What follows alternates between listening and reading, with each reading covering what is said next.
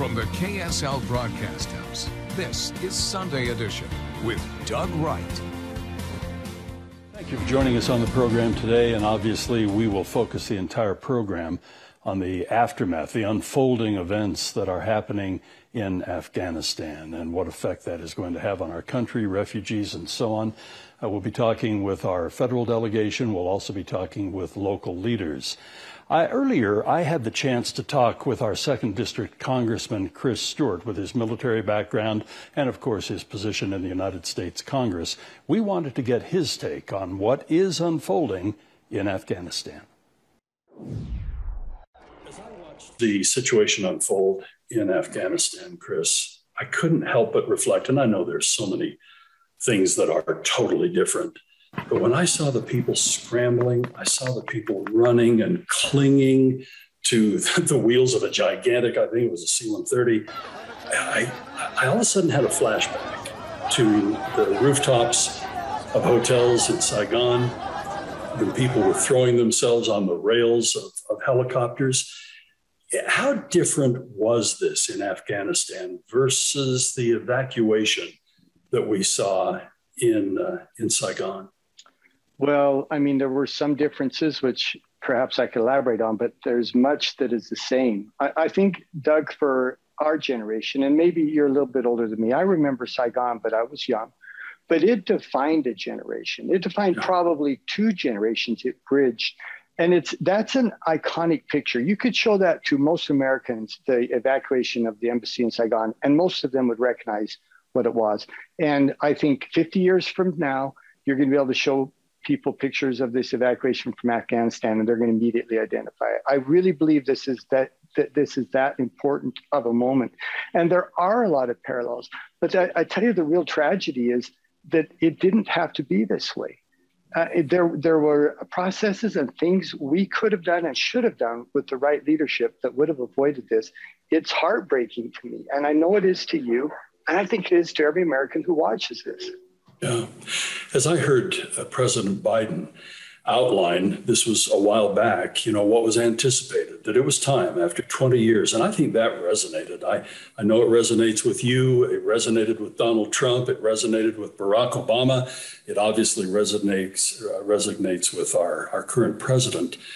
But he assured us that there was strength within the Afghan government, and that they had the tools, they had the abilities, and even the wherewithal to maintain control of the country, and that every effort would be made for an orderly withdrawal, not only of our folks, but also of those who are of Afghani descent who have supported us.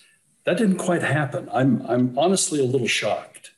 Well, I think almost every American is. I think virtually every American is, except for apparently President Biden, who is on his interview recently said he thought this, that no mistakes were made in this. I mean, it's unimaginable that he would take that view, because it's very apparent there were a multitude of mistakes. And which is why I think, look, someone needs to take responsibility for this. Eventually, ultimately, it is a president. But in the meanwhile, we have to look at the chairman of the Joint Chiefs of Staff and the Secretary of Defense and some of our intel leaders and say, did they advise the president adequately, and then did they implement his policy? And this is very controversial. I know that, in the sense that I have supported for the last few years that we should withdraw our soldiers from Afghanistan. And now I always said, by the way, that we need to maintain about 2,000 to 2,500 to protect the embassy and to provide basic security there. But most of the American people feel the same way, Doug. I think it's something of 70% or more think it's time to bring our soldiers home after 21 years. But again, we could have done it in a way that didn't lead to this disaster. I've been on the phone recently with former Secretary of State Mike Pompeo, spoke with him this morning, the former National Security Advisor. But I didn't need to talk to them to know, because I knew from previous conversations with President Trump what their intentions were. And let me give you just one very quick example, but I think it's so important. They insisted that we bring out all American civilians, and then all of the Afghans who worked with us, those who acted as interpreters or worked in the carpool or worked in the chow line, anyone who helped U.S. soldiers who then would have been vulnerable. And then lastly, we pull out American soldiers. And this administration did just the opposite. They pulled out our soldiers first and left those civilians and left Americans vulnerable. Doug, it just breaks our heart to see what's happening here. And some of these leaders have to take accountability for this. There have been so many movies, so many books, so many documentaries on failed efforts and kind of the debacle of pulling out of a place like Afghanistan or Vietnam. And sadly, the list continues. But the responsibility and how bad indeed, when we're a little down the road, dust literally and figuratively have settled. How bad will this look in the rearview mirror, in your opinion, Chris? I just think it's unimaginable. I don't think we yet know the consequences and some of the repercussions of the last few weeks. And by the way, I don't think suddenly tomorrow things are going to get better. We're going to be dealing with this for weeks or months in the future. And then in a long-term sense, to your question, probably for a generation. And let me give just two really quick examples. We now know, and it's in open reporting, but is also in classified reporting for that as soon as this began to unfold, China communicated with Taiwan leadership and said, look at the United States. Now, who do you want to align with? Do you want to align with them? Or do you think you need to come back and embrace the Chinese model? I know from conversations this morning with European leaders that Ukrainians, others are having the exact same conversation with Russian leadership as they're starting to ask these questions. Well, who do we want to align with? Who is going to protect us and who is going to be the leader and the strong leader in the future? Those kind of conversations are going to take place years into the future. And as I said, Doug, it's going to take a generation for us to begin to rebuild trust from this. It troubles me. You mentioned 21 years. The Vietnam era was roughly a decade. And I can remember historians just went, good heavens, longer than the Revolutionary War, longer than any other conflict that the United States has ever been engaged in. And this more than doubled that. And it troubles me so that after all of and you mentioned this in your press release, after all of the time and the treasure and the blood, most important, the blood that has been spent on this effort for us now to not even have an embassy there. Yeah. The Russians have an embassy, the Chinese have an embassy, and I just don't know how we've got to this point where we are. It's just heartbreaking. And to those Gold Star families, people who have lost loved ones in Afghanistan, people who have served there, as at least 3 members of my family have, and probably more. Their sacrifice. But, it's important to recognize, too, they didn't fail. The U.S. military didn't fail this. This was, I think, a situation that evolved over time that we just were very, very slow to adapt to. And again, that's why my thinking has changed 180 degrees from being a strong and vocal supporter of this effort to beginning to say, I think we've done all we can do. It's time now for the Afghan leadership, the Afghan people to take responsibility. And imagine this, Doug. What if we told people 21 years ago that after $2 trillion, 21 years, more than 2,000 American lives, 20,000 wounded, that we would leave a government that literally wouldn't defend itself or couldn't defend itself for 90 hours? Yeah. The American people at that point would have said, well, then let's not do it. And I think that's the point we're at now. We appreciate Congressman Stewart joining us on Sunday Edition, a conversation that we had previously. We also earlier had the chance to talk with Senator Mike Lee, and we're going to share that with you when we come back on Sunday Edition.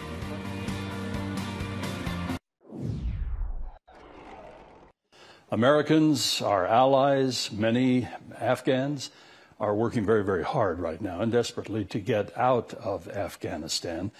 And so what does that mean for our country? What indeed is happening? And we talked with Senator Mike Lee, again, just a little earlier, and we asked how his office and how America is responding to all of this, helping to get our people out. Everybody is focused right now in our country and honestly around the world about what is unfolding in Afghanistan. And we can look at the 21 years, we can look at the trillions of dollars that have been spent, but right now I think people are most concerned about the safety of not only Americans, our soldiers, the civilians that were over there, but also our allies and the Afghan people who helped us. Maybe you could give us a little update on where we stand right now and what is happening. Well, it's just a tragedy. We've seen decades of work, of effort, of sacrifice, of American blood and treasure and effort all being lost as the Taliban has taken over in a botched withdrawal. And look, we can all see the need for a timely, well-timed, well-coordinated withdrawal. This wasn't that. And Senator Romney and I and our colleagues are going to be working in the coming weeks and months to figure out exactly what happened and how we can avoid any mistake like this in the future. In the meantime, we're working on helping U.S. citizens, lawful permanent residents, and special immigrant visa holders to get out of there safely and quickly. It's a treacherous situation, and our prayers are with them. It's interesting to look at the combined efforts of our Utah delegation, but particularly in the Senate, combining efforts. As a matter of fact, it came out with a statement, mutual statement that said, we and our teams will continue doing everything in our power to assist our citizens and our partners. Maybe for our viewers this morning, you could describe how the partnership between you and Senator Romney are working toward these goals. Yeah, back in 2019, a little over 2 years ago, Senator Romney and I did something that I think is unprecedented in the history of the Senate. We combined our casework teams, meaning that portion of our staffs who are responsible for helping Utahns navigate through the often Byzantine labyrinth of the federal government to get the services that they need. We combined our staffs who were assigned to that. It had never been done before. They didn't even know how to handle the setting up of email addresses, so that they worked jointly. But it's been a real blessing because between COVID, where we had to work on getting tens of thousands of Utahns, including many missionaries and others, home from all over the world, through other tragedies that we've faced over the last couple of years, up to and including this most recent circumstance where we've had people in Afghanistan trying to get out. It's been useful to us. And Senator Romney and I have enjoyed the fruits of this effort in seeing how we can make our services to our constituents more effective and efficient. What do you anticipate when it comes to refugees? I was just reading online today the various countries that are trying to anticipate things, whether or not they will accept refugees, in what number they might come. Are there any indicators at all generally? And then what is the United States prepared to do here? Yeah, my expectation is the United States is very likely to increase its bottom line for refugee acceptance, particularly when it comes to Afghanistan. Given our role in the tragedy that's unfolding there, given our role in that country over the last 2 decades, and the botched withdrawal has left a lot of people in a very difficult circumstance. Obviously, it's impossible to predict exactly what those numbers will look like. That's my expectation. In the meantime, what we're focused on most acutely there is making sure that U.S. citizens, lawful permanent residents, and special immigrant visa holders, those who within Afghanistan, because of the help that they offered to U.S. military personnel and to the U.S. government over the last couple of decades, we want to make sure that those people are taken care of and that they can get out of there rather than remain and face certain retaliation and death. As far as Utah is concerned, now this was not an international thing. It was something that happened within the United States during Katrina. You might recall, I was actually having lunch with Governor Huntsman at the famed taco stand down by Sears that day when the governor of Louisiana called and asked Governor Huntsman if he could take refugees from Louisiana. That's the closest I've ever been to a situation like that. And to watch how immediately Governor Huntsman, the administration, the people of Utah, the people at Camp Williams ramped up to help those who were in distress. And again, this was a domestic thing. But what do you anticipate from Utahns this time? Will there be a substantial role? Yes, I'm certain that there will be. And by the way, I remember that day well. I was often with him on his famed trips to the taco stand down by Sears. I don't believe I was with him that day, but remember the day well. It was fascinating.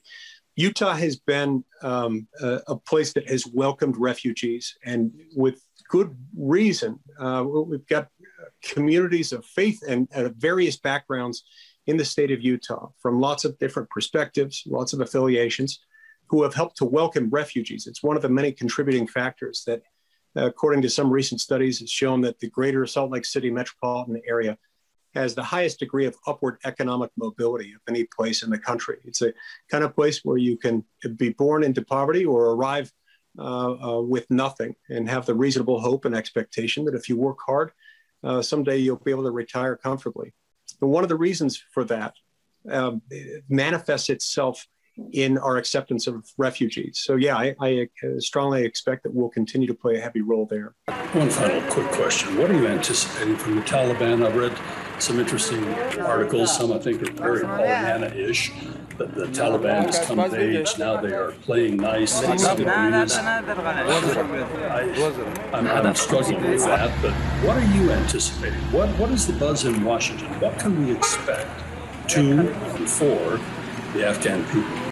Look, they're the Taliban.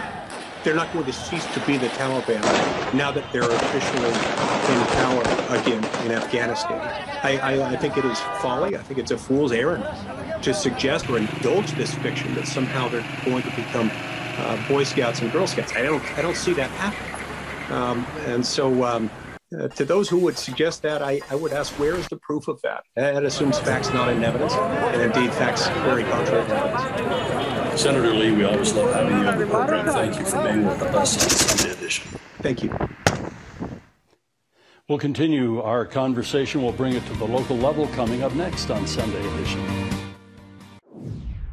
In the program, we have talked a lot about the aftermath in Afghanistan, the possibility, certainly, of refugees. The United States is dealing with that right now. Utah is very well known for a welcoming attitude for refugees, both foreign and even domestic. So what is anticipated for our state? And the Salt Lake City area has been designated among 19 areas within the United States where refugees with certain immigrant visas will be welcomed and can choose to live. So we thought it would be most interesting today to talk with Asha Parekh, who is joining us from the Department of Workforce Services Refugee Services Office. And Asha, thank you for making time for us on Sunday Edition. And first of all, what is anticipated? What can Utah expect? Do we know yet? We don't really know yet. I think our federal partners are really dealing with the emergency situation of an influx of Afghanis, SIVs, and others. And what I've heard in recent days is that they are processing people at several military bases, looking at those who have SIV status and then allowing them to move to where they have a U.S. tie and are interested in moving to those states. And then those who are partially processed as with that special immigrant visa, that they will complete that processing at those military bases and then have them also move to where they have a U.S. tie and the state they want to live in. And then there may be another large group of people who will end up being parolees, who will be processed at those sites as well. And then they will try to figure out how to then where they'll go, which states they might choose to live in. And that's another option, another opportunity for us in Utah to see refugees or people with special immigrant visa status in Utah. What would be the likely process, realizing that this is a work in progress? Certainly at this point, nothing is in stone. But what would you anticipate? You mentioned military bases playing a major role generally, but would that be specifically here in Utah? Would it include Camp Williams, as it did when we took so many refugees from Louisiana during Katrina? Or would it be Hill Air Force Base? What would be likely here in the state? What I was talking about was 3 sites that are open now, 3 military sites, Fort Lee in Virginia, Fort Bliss in Texas, and Fort McCoy in Wisconsin. So nobody is looking at Utah at this point as a option. So when those individuals who are here in the United States go to that initial site, when they are determined to go somewhere else or choose someone else or somewhere else, the military bases would not be likely then in the state of Utah? Would they go directly into a shelter or into welcoming homes? What would you anticipate there? So the normal process is that they are connected with a resettlement agency that assists them. So special immigrant visa holders generally are connected with resettlement agencies. In Utah, we have 2 resettlement agencies, the International Rescue Committee and Catholic Community Services, both who are, at the ready to assist refugees or SIVs that might need their help. And we as a state provide 2 years of case management support to these individuals. So the resettlement agencies will assist them in getting a place to live, finding schools for their children, making sure that they speak English, need assistance with learning English, getting jobs, all of those pieces until they are, able to take care of all of those basic needs by themselves. Utahns always seem to be very anxious to help and to reach out. As you anticipate the refugee situation that could very well develop here in our state, what can Utahns do? Rank and file Utahns who are watching right now, where could they be of help and how could they be of help? So the 2 really big ways that Utahns can help is by volunteering to support refugees or working with these agencies that support refugees. Both IRC and CCS have a volunteer program. We have many other agencies in our state that also provide supports for refugees. We also partner, the state Refugee Services Office partners with Salt Lake City in supporting volunteers through a Know Your Neighbor program. So if you access any of those websites, you can sign up and become a volunteer and be able to assist families. All requires a little bit of training so that you are, not doing any harm, but you're actually supporting people that need help. And then other ways is donating to help support families and communities that need assistance, both through the same places, the IRC, CCS, the 2 resettlement agencies in our state, and the Refugee Services Office also has a way that you can donate to the Refugee Services Office fund, and all of that goes directly to refugees. Asha, we thank you so much for joining us, and thank you for anticipating how Utah can help. We appreciate you being on the show, and that does it for Sunday edition today in Music and the Spoken Word. That's coming up next.